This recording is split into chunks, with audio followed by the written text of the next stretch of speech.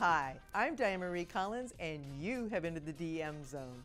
The DM Zone recently went on the road to the Sedona International Film Festival in Sedona, Arizona. We visited with Ed Asner. He was live on stage in Oxymoron, and Richard Dreyfuss in a movie called The Lightkeepers, a wonderful romance set in 1912. We then visited with Ashley Wren Collins and her partner Sean Bennett in a fun movie called Chasing Taste about a film critic who loses his sense of taste and smell. Then Sean Lackey and Kevin Farley were in a fun movie called The Yank about an Irish American who finds out he may not be as Irish as he thinks. Lots of fun, great humor. You really need to see that movie. Also, serious topics were covered at the festival: Alzheimer's, water shortage, peace, and immigration reform. These movies, documentaries, and shorts were Rooted in Peace, Lost Music, The Immigration Paradox, and Slingshot. It was a wonderful time being able to visit with these creators, young, old, it didn't matter. The thing that was similar about all of them, the passion that they felt for their craft. If you've never attended the Sedona Film Festival, the Sedona International Film Festival, you really need to. It is a must-see. It's exciting and fun, parties, movies, live theater, everything combined. I hope you find the time to put it on your list soon. Let's watch these interviews now, okay?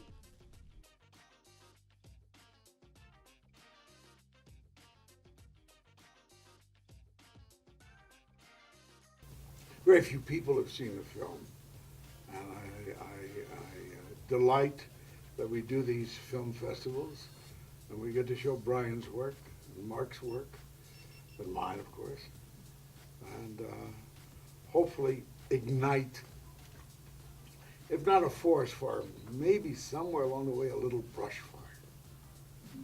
As long as we can find people we might term as converts. And it's really not a conversion. It's asking questions, demanding truth.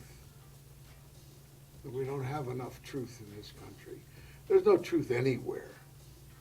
I don't care what country you're picking. But as a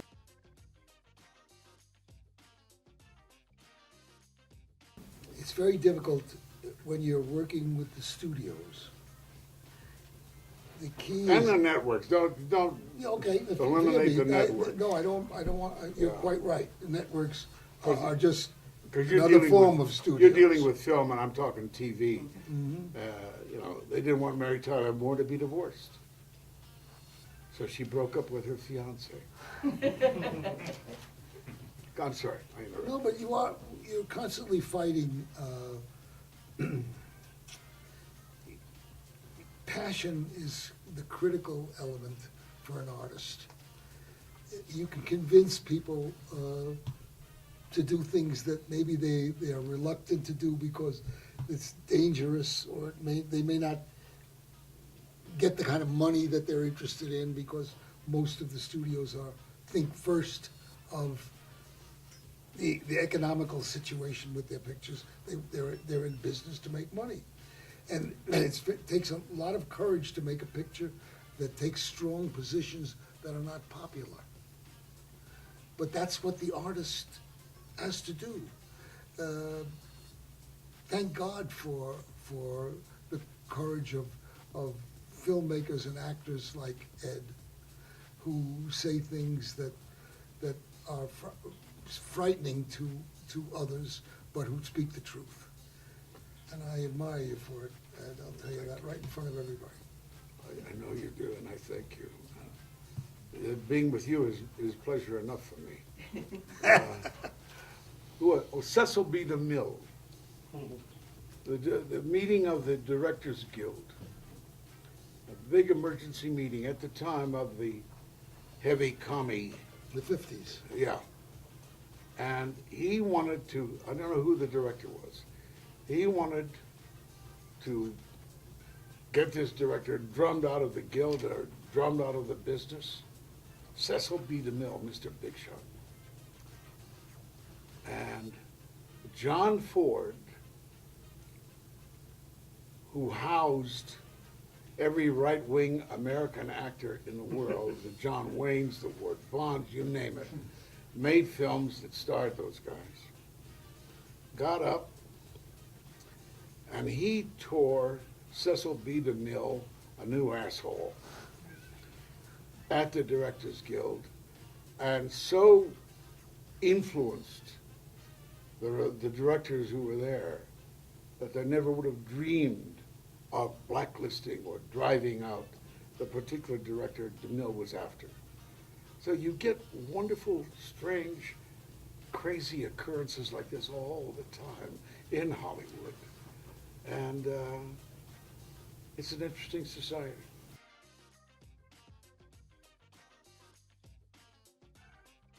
I was on the Theater at Sea cruises.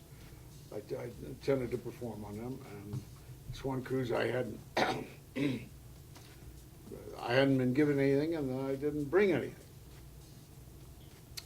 So they wanted to put me to work. So they came up with Dory Sherry's follow-up to Sunrise at Campobello, which was FDR. I said, yeah, I'll do the reading of it. And it went all right. They didn't. Theater at Sea, you're not filmed with the big progressive liberals, so the audience was scattered. You got more liberals in Arizona today than you did on those cruises. And so I did it, and then Philip Wagner, who was running Theater at Sea at the time, said, Theater Guild. Huh? The Theater Guild. No, Theater at Sea.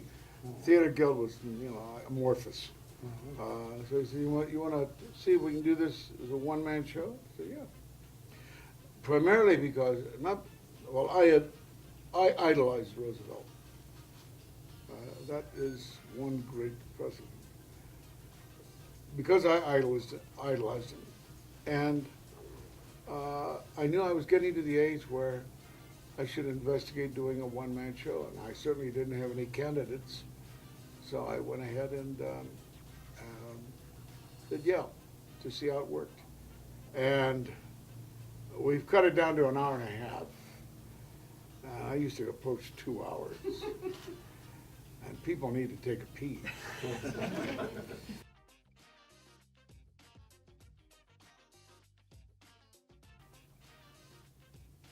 Everyone I did.